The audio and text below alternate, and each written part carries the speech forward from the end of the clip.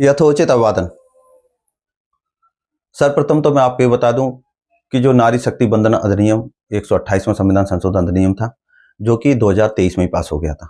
दूसरी सबसे बड़ी बात जो फेल हुआ है वो 131वां संविधान संशोधन है, जो डिलिमिटेशन परसीमन के लिए लेकर के आया गया था, जिसमें लोकसभा की संख्या 550 से 850 की जानी थी। इतनी सी बात हमारे विपक्ष के नाकारे जनता को समझाने में सक्षम नहीं है। क्यों सक्षम नहीं है? अयोग्य है। वो वाकई में राजनीति के लायक नहीं है। वो सिर्फ परिवारवाद, धर्मवाद, जातिवाद के आधार पर अपनी रोटियां सेक रहे हैं। जिस दिन ये देश से खत्म हो जाएगा, उनका भविष्य खत्म हो जाएगा। उनका ही क्या, सत्ता में बैठे हुए बहुत सारे राजनीतिक हैं, उनका भी भविष्य खत्म हो जाएगा।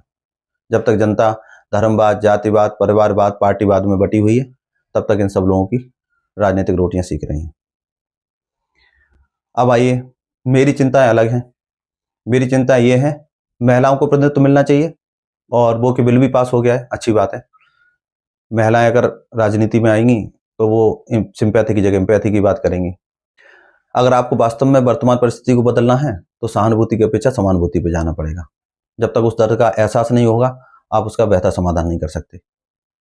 उदाहरण के लिए ले लीजिए तो हमारे वर्तमान में प्रधानमंत्री जी को देख लीजिए, वो अति पिछड़ा वर्ग से आते हैं। उन्होंने अति पिछड़ा वर्ग के दर्द को समझा और यूजीसी जैसा कानून लेकर के आए। ये समानुभूति का एक अच्छा उदाहरण है। दूसरी मेरी चिंता ये है कि संख्या 550 है। अब 550 से लेकर के 850 होगी। वर्तमान में एक सांसद को 3.5 लाख से अधिक वेतन भत्ता मिलता है। जब 300 की संख्या और बढ़ जाएगी तो 10 करोड़ से भी अधिक का पर मंथ का खर्चा और बढ़ जाएगा। तो ये भार जनता के ऊपर पड़ेगा।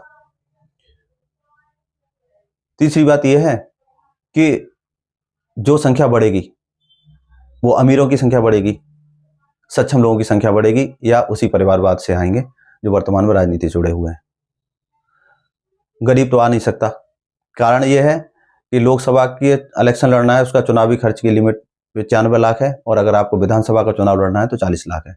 तो आप बताइए 95 लाख और 40 लाख रुपए तक का खर्च करने की क्षमता किसकी है?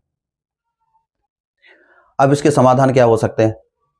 पहली बात तो समाधान यह है कि वर्तमान की सीटों में ही महिलाओं को प्रतिनिधित्व दे देना चाहिए। दूसरी बात यह है कि अगर संख्या बढ़ाई जा रही है, महिलाओं को 33% से बढ़ा करके जनसंख्या के आधार पर आरक्षण दे दिया जाना चाहिए, और बेहतर बात है। उसके साथ ही साथ ईडब्ल्यूएस लागू करना चाहिए। महिलाओं के आरक्षण में भी ईडब्ल्यूएस लागू कर देना चाहिए, क्योंकि वो एक गरीब तबके से आ रहे हैं, तो वो महिलाओं के दर्द के साथ साथ गरीबी का भी दर्द जानते हैं, तो वे अपना बेहतर योगदान दे पाएंगे। और सांसदों की संख्या में भी ईडब्ल्यूएस लागू कर देना चाहिए, ताकि वीकर सेक्शन को भी प्रतिनिधित्व मिले और समानता, समता, समानता की बात हो। इसी के साथ साथ हमको 550 सांसदों के लिए जितना बजट पास होता है वेतन भत्ता का जो खर्चा है, उसी खर्चे में 850 लोगों को दे देना चाहिए। हमें उनके वेतनमान को घटा देना चाहिए ताकि लोगों के ऊपर आर्थिक बोझ न बढ़े। अगर हम उसी बजट में सबको पेमेंट दे देते हैं तो एक तो प्रतिनिधित्व सबको मिल जाएगा, और उसी के साथ साथ आर्थिक बोझ भी जनता के ऊपर नहीं बढ़ेगा। राजनीति एक सेवा भाव का विषय है, तो हमें उतना ही लेना चाहिए जितनी हमारी आवश्यकता है। आवश्यकता से अधिक की आवश्यकता नहीं, और तब तक ही लेना चाहिए जब तक हम सेवा कर रहे हैं। तो इसका मतलब ये है कि हमको पेंशन की कोई आवश्यकता नहीं। तो सांसदों, विधायकों की पेंशन भी खत्म कर देनी चाहिए।